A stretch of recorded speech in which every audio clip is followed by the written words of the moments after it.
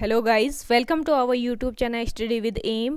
आज की इस वीडियो में हम डिस्कस करेंगे मॉडल पेपर जो आपके उत्तराखंड पुलिस, पटवारी, लेखपाल, बंदी रक्षक, LDC and other one day exam के लिए काफ़ी इंपॉर्टेंट है।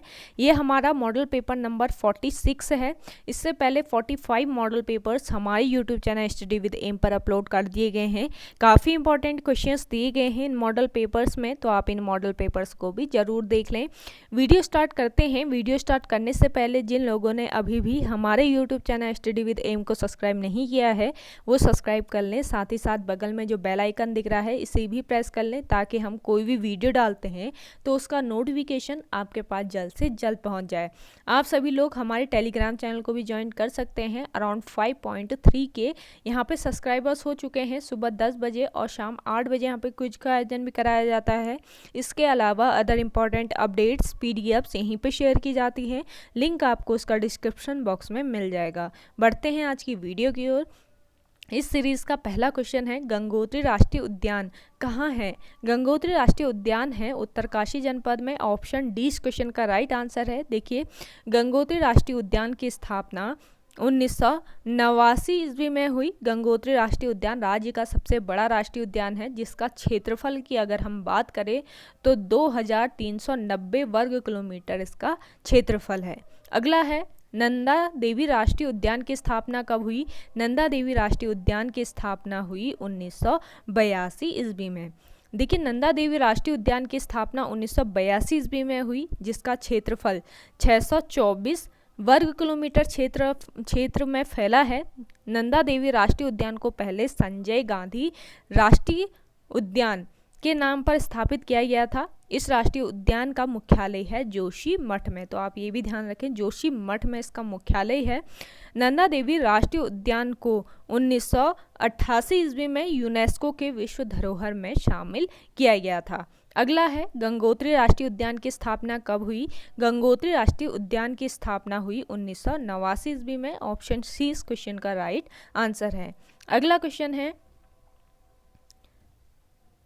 उत्तराखंड में निम्न में से कौन सा वन्य संरक्षित क्षेत्र टाइगर रिजर्व है? देखिए, काफ़ी इंपॉर्टेंट क्वेश्चन है आपका ये। उत्तराखंड लोक सेवा आयोग के प्रारंभिक परीक्षा 2008 में ये क्वेश्चन पुटअप किया गया है।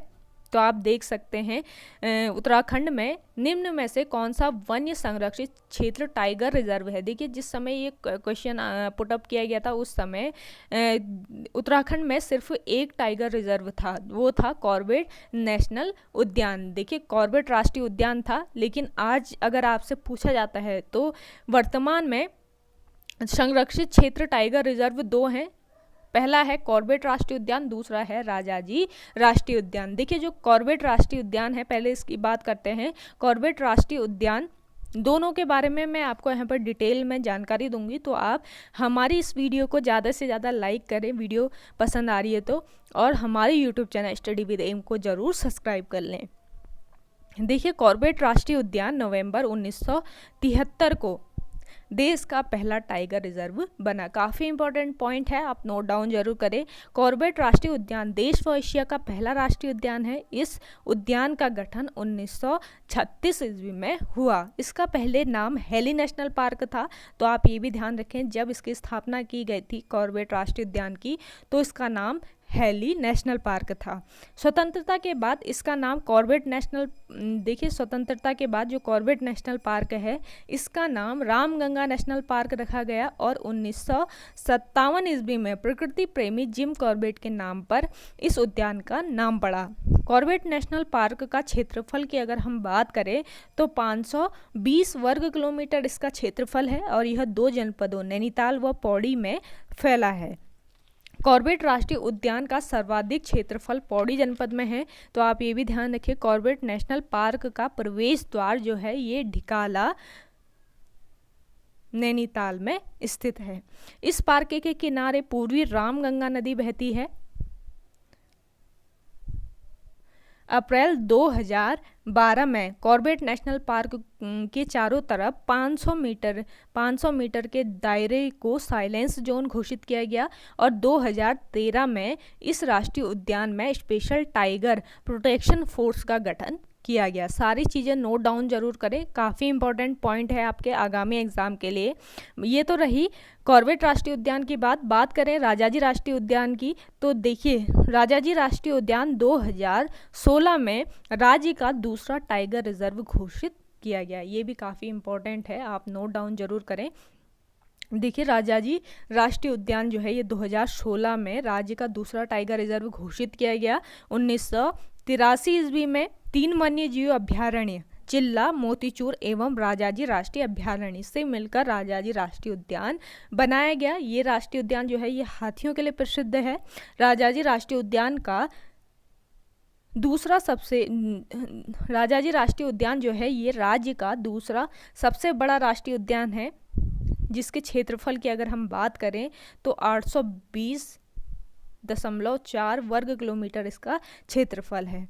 अगला क्वेश्चन देखिए, भारतीय वन्य जीव संस्थान यानी wild life institute of India स्थित है। Wild life of institute India स्थित है देहरादून में। ऑप्शन सी इस क्वेश्चन का राइट आंसर है। देखिए wild life institute of India जो है ये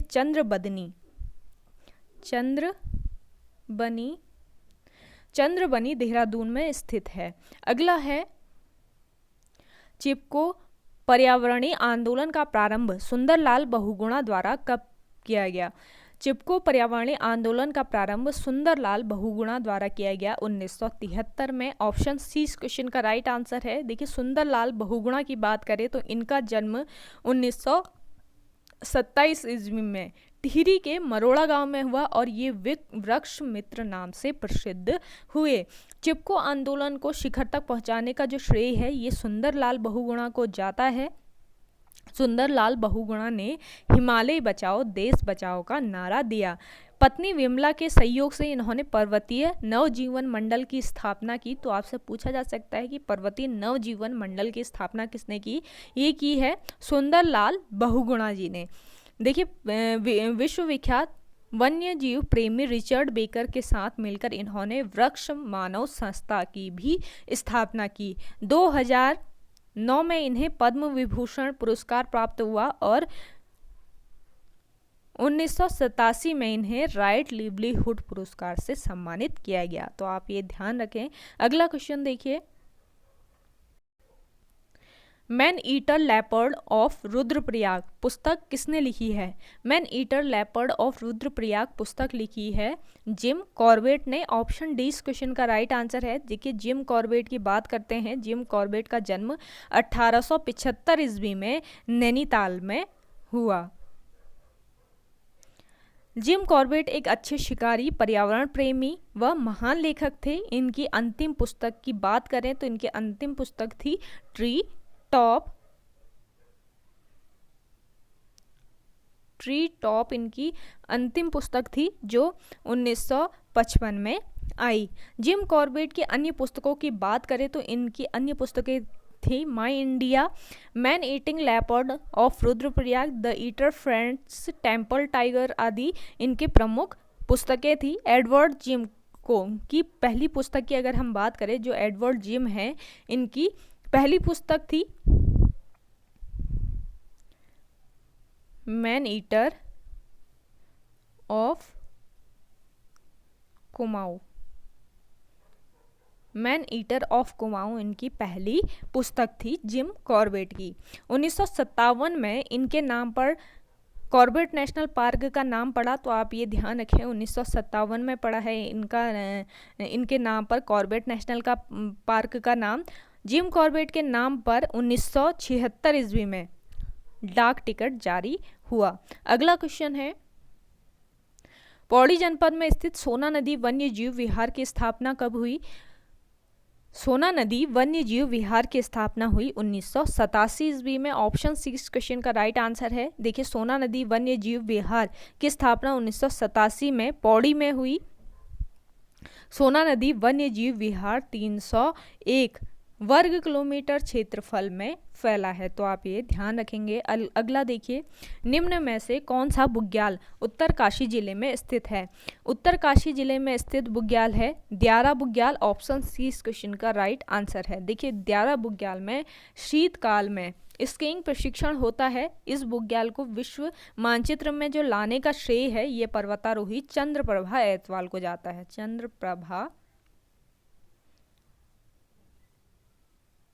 ऐतवाल को जाता है। तो काफ़ी इंपॉर्टेंट पॉइंट है, आप नोट डाउन जरूर करें। जो द्यारा बुग्याल है इसको विश्व मानचित्र में लाने का श्रेय चंद्रप्रभा ऐतवाल को जाता है, जो एक पर्वतारोही हैं। शीतकाल में मक्खन की होली द्यारा बुग्याल में होती है। मक्खन की होली का जो स्थानीय भाषा में इसको स्थानीय नाम बोला जाता है, स्थानीय नाम है इसका अदूड़ी उत्सव। अदूड़ी उत्सव जो है ये द्यारा मक्खन की होली का, द्यारा बुग्याल में जो मक्खन की होली होती है इसका स्थानीय नाम है। मक्खन की होली को विश्व स्तर में पहचान दिलाने का जो मुख्य भूमिका है ये चंदन सिंह राणा की है। तो आप ये भी ध्यान रखें, मक्खन की होली को विश्व स्तर में पहचान दिलाने में मुख्य भूमिका है चंदन सिंह राणा की। अगला क्वेश्चन है, जी.वी. पंत हिमालय पर्यावरणीय कटारमल कोशी एवं विकास संस्थान की स्थापना कहाँ की गई है? जी.वी. पंत हिमालय पर्यावरणीय कटारमल कोशी एवं विकास संस्थान की स्थापना की गई है अल्मोड़ा में। ऑप्शन ए इस क्वेश्चन का राइट आंसर है। अगला क्वेश्चन देखिए, ऊंचे बुग्याल क्षेत्र में रहने वाले चरवाहों को कहते हैं। देखिए काफ़ी इंपॉर्टेंट क्वेश्चन है, ये भी आपका ITI प्रवेश परीक्षा 2008 में पूछा गया है। ऊंचे बुग्याल क्षेत्र में रहने वाले चरवाहों को कहा जाता है बकरखाल, पाछत, पालसी, सभी कहा जाता है। तो उपयुक्त सभी, ऑप्शन डी इस क्वेश्चन का राइट आंसर हो जाएगा। अगला देखिए, हरकी-दून बुग्याल कहाँ है? हरकी-दून बुग्याल जो है ये उत्तरकाशी जनपद में स्थित है। ऑप्शन ए इस क्वेश्चन का राइट आंसर है। अगला देखिए, वर्तमान जिम कॉर्बेट नेशनल पार्क जिसकी स्थापना 1935 में हुई का पूर्ववर्ती नाम था, इसका पूर्ववर्ती नाम था Hailey national park. Option B आपका यहाँ पे राइट आंसर है। अगला देखिए, केदारनाथ वन्यजीव विहार की स्थापना कब हुई? केदारनाथ वन्यजीव विहार की स्थापना 1972 में हुई। ऑप्शन बी इस क्वेश्चन का राइट आंसर है। देखिए, केदारनाथ वन्यजीव विहार चमोली व रुद्रप्रयाग जनपदों में है। केदारनाथ वन्यजीव विहार राज्य का सबसे बड़ा वन्यजीव विहार है, जिसका अगर हम क्षेत्रफल की बात करें तो 967 वर्ग किलोमीटर इसका क्षेत्रफल है। अगला क्वेश्चन है, फूलों की घाटी निकटतम स्थित है। फूलों की घाटी निकटतम स्थित है बद्रीनाथ के। ऑप्शन डी इस क्वेश्चन का राइट आंसर है। देखिए ये भी काफ़ी इंपॉर्टेंट क्वेश्चन है आपका।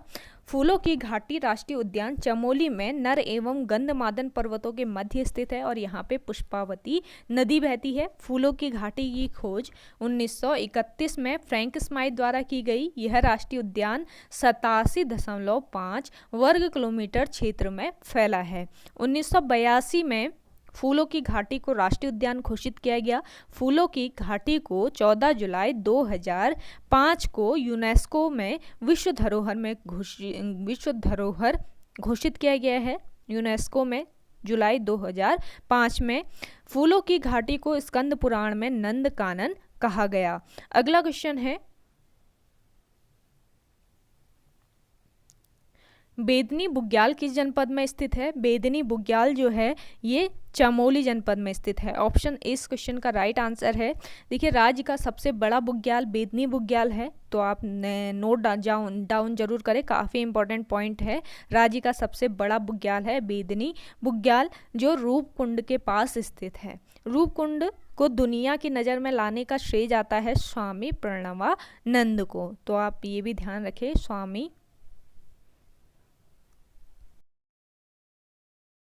को जाता है रूपकुंड को दुनिया की नज़र में लाने का श्रेय।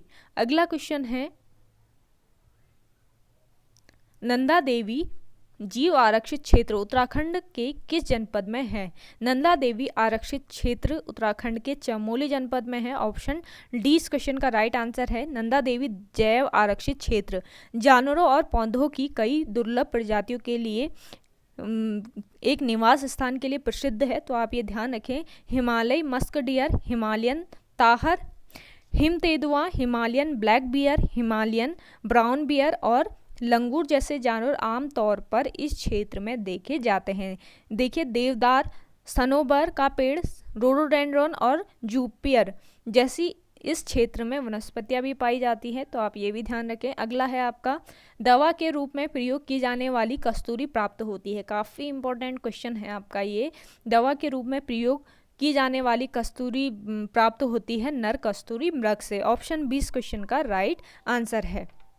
देखिए, कस्तूरी मृग को हिमालय का मस्क डियर कहा जाता है और इसका वैज्ञानिक नाम है मास्कस काइसोगास्टर।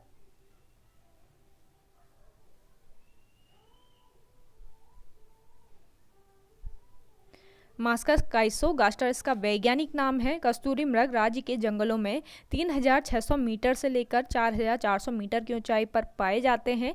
राज्य में कस्तूरी मृग की 4 प्रजातियां पाई जाती हैं। कस्तूरी मृग की औसत आयु लगभग 20 वर्ष होती है, तो आप ये ध्यान में रखें। औषधि उद्योग में कस्तूरी मृग का प्रयोग दमा, मिर्गी, हृदय संबंधी रोगों की दवाई बनाने में किया जाता है। अगला है,